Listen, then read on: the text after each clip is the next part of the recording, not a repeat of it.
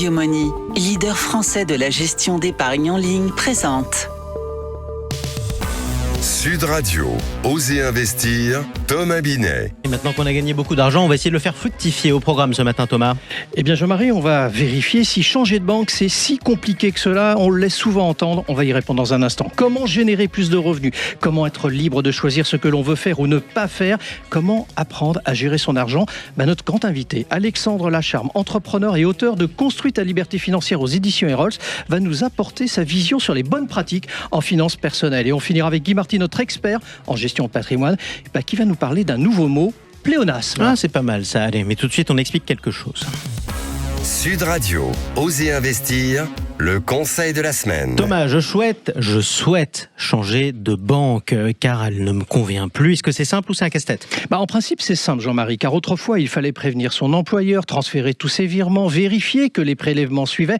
Bref, c'était un véritable parcours du combattant. Mais aujourd'hui, grâce à la mobilité bancaire, c'est votre nouvelle banque qui s'occupe de tout. Oui, je dis bien tout. Informer les organismes, transférer vos opérations récurrentes, fermer l'ancien compte, le tout souvent en moins de 10 jours d'ailleurs, même si le délai légal donne une durée de 22 jours pour procéder à ces changements. Alors, pour les livrets, ça veut dire quoi?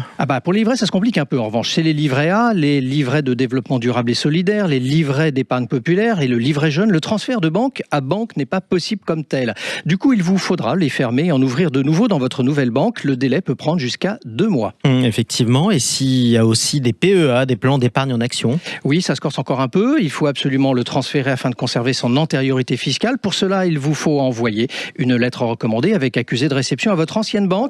Ce transfert peut prendre jusqu'à 6 mois. Et pendant ce temps, vous ne pouvez absolument rien faire sur votre PEA, ni achat, ni arbitrage. Donc, il vous faut être vigilant et suivre de près l'avancée de votre demande. Bref, pour répondre à la question, Jean-Marie, ce n'est ni un casse-tête, ni une promenade de santé. Non, mais comment ça c'est que ça puisse durer 6 mois?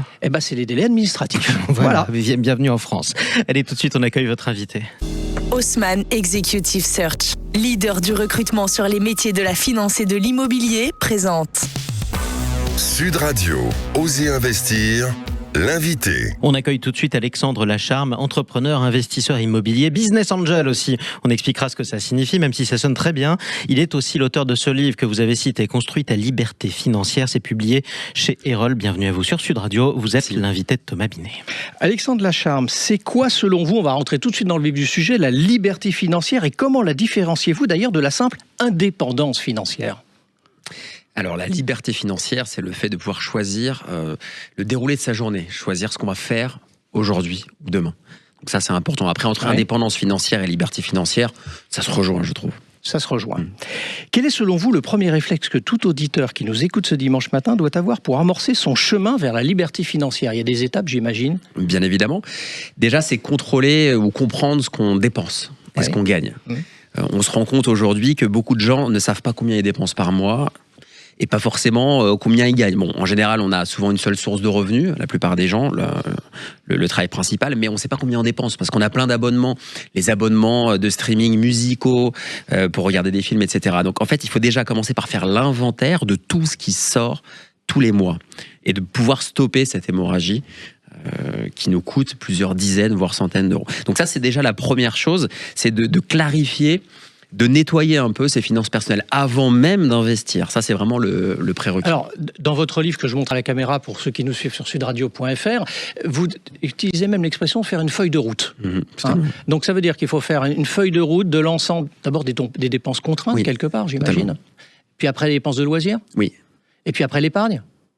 En fait, il faut comprendre combien... Toutes les étapes. Toutes les étapes, en fait. Il faut vraiment faire l'inventaire, la photocopie à un instant T de sa situation financière. Et ça, en réalité, très peu de gens le font. Et ça va permettre de voir ce qui va pas, et de pouvoir se projeter, définir un objectif, et ensuite, dans un second temps, c'est ce que j'explique dans le livre, commencer par investir. Et je trouve que l'immobilier, en France, on a la chance de pouvoir acheter à crédit de l'immobilier, donc c'est une très bonne manière pour tous, entre guillemets. C'est un peu l'investissement pour tous, l'immobilier. Alors on va en parler un peu plus tard de l'immobilier. Je reviens quand même sur justement cette feuille de route. Y a-t-il des outils, Alexandre Lacharme, prioritaires que vous recommandez afin de créer sa liberté financière? Est-ce qu'il y a des outils qui peuvent nous aider quand on est novice, on ne sait pas bien gérer? Parce que je rappelle que tout le monde n'est pas forcément adepte de la bonne gestion au quotidien, ce que vous vous préconisez. Ce qui n'était pas mon cas non plus. Ouais.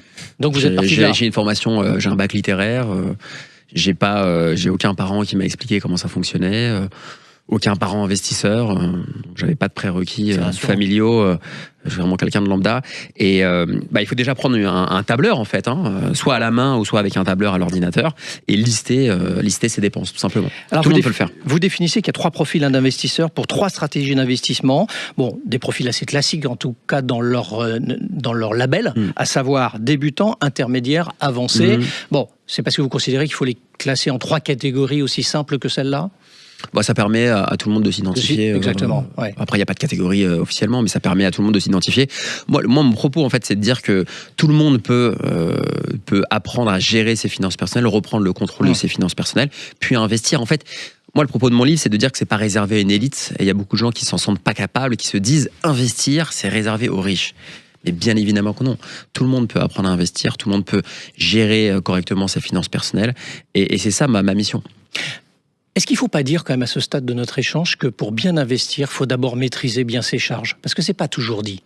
Exactement. C'est ça qu'il faut faire. Totalement. Alors, quelles sont les principales croyances limitantes que vous observez chez les lecteurs de votre ouvrage ? Parce que j'imagine que vous avez des échanges avec des gens qui vous ont lu. Et comment les dépasser ? Comment peuvent-ils les dépasser ? Parce qu'il y a des croyances, en fait. Il y a des croyances. La croyance, c'est de se dire, je gagne assez peu ma vie et je ne peux pas investir. C'est réservé aux riches. Ça, c'est une croyance qu'elle a d'endure en France. Vraiment. De se dire, l'investissement en immobilier, je le ferai plus tard. Je procrastine, je repousse. J'attends une donation de la grand-mère, du grand-père, des parents, quand on a la chance d'avoir un héritage, c'est pas le cas de tout le monde. Donc en fait, on procrastine et on se dit, je le ferai plus tard, mais sauf que la vie passe vite. Et après un moment, c'est compliqué. C'est l'exemple, par exemple, pour la retraite. Exactement, et c'est pour ça qu'on voit aujourd'hui, malheureusement, beaucoup de gens qui ont une petite retraite, et c'est très compliqué pour beaucoup. Alexandre Lacharme, pour ceux qui veulent investir, quelles sont, selon vous, les stratégies que vous valorisez ? Alors, je vais vous en citer, vous allez nous dire quelles sont les bonnes, selon vous, justement, l'immobilier, la bourse, l'entrepreneuriat, autre chose ? Il faut aller dans quoi ? Ça peut être l'investissement dans le private equity, dans les startups, c'est pas ce que je recommande aux débutants. Non, il faut connaître. Exactement, et ça coûte cher, et puis c'est illiquide surtout. Bon, alors mettons les startups de côté. Ça, c'est vraiment dans un second temps. Moi, ce que je recommande, c'est l'investissement dans l'immobilier. Vous l'avez évoqué tout à l'heure, allons-y justement. Alors, pourquoi ? C'est-à-dire, c'est la résidence principale, c'est acheter un produit en placement Je ne suis pas contre la résidence principale. C'est vrai qu'on a des investisseurs qui se disent, il faut déjà acheter du locatif pour pouvoir garder sa capacité d'emprunt et ensuite on achètera sa résidence principale. Moi, je pense que d'avoir un toit, c'est très sécurisant et bien dormir la nuit, ça permet de faire moins d'erreurs. Donc, moi, mon propos, c'est de dire, dans un premier temps, acheter de l'immobilier. Soit votre résidence principale, ce qui n'est pas considéré comme un investissement, ou alors dans l'immobilier locatif. Moi, je l'ai fait dans les parkings, c'était l'objet de mon premier ouvrage pendant 10 ans, mais on peut le faire aussi dans l'immobilier résidentiel. Mais c'est très important de comprendre, on se plaint beaucoup en France, mais on a la chance de pouvoir avoir un crédit relativement facilement et d'acheter de l'immobilier avec de l'argent qui ne nous appartient pas, en l'occurrence la banque. Votre exemple est effectivement intéressant parce que c'est effectivement aussi, vous l'avez évoqué à l'instant, vous avez écrit un autre livre sur justement l'investissement dans les parkings, parce que vous êtes allé dans cette classe d'actifs parce que vous n'aviez pas les moyens d'acheter plus, c'est ça, et que c'était accessible, facile, moins contraignant aussi, fiscalement, juridiquement, c'est ça ? Le parking, c'est l'investissement pour tous, à partir de 10 000 euros à peu près, voire moins, si c'est une petite place de roue, ça existe, on peut acheter une place de parking.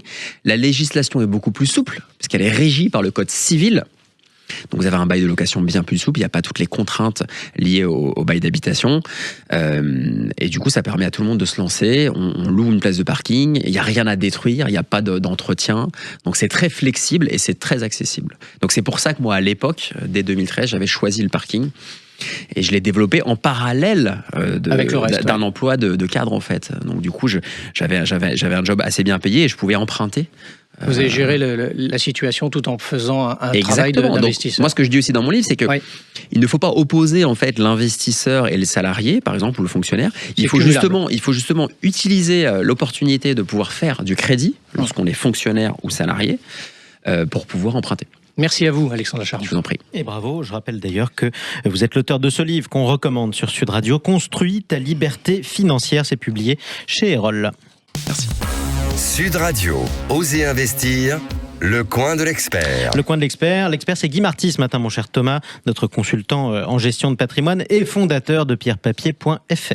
Guy, même en matière d'épargne et d'investissement, vous aimez les mots, vous nous le dites souvent à ce micro sur Sud Radio, les mots justes.